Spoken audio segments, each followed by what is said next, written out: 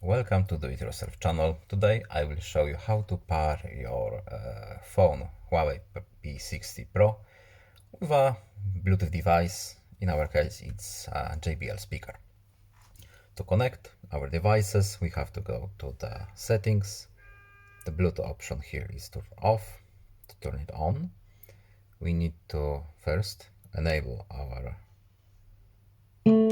device, then check this box here. The phone will scan, and it's here, JBL Charge 4. So we simply tap it once. We have to wait for pairing to end. We need to allow this function, yes, pair please. And it's connected. We can now use our speaker with our phone. That's it. Thank you for watching. I hope this video was helpful to you. Leave a like and subscribe. Have a nice day and see you in the next video. Goodbye.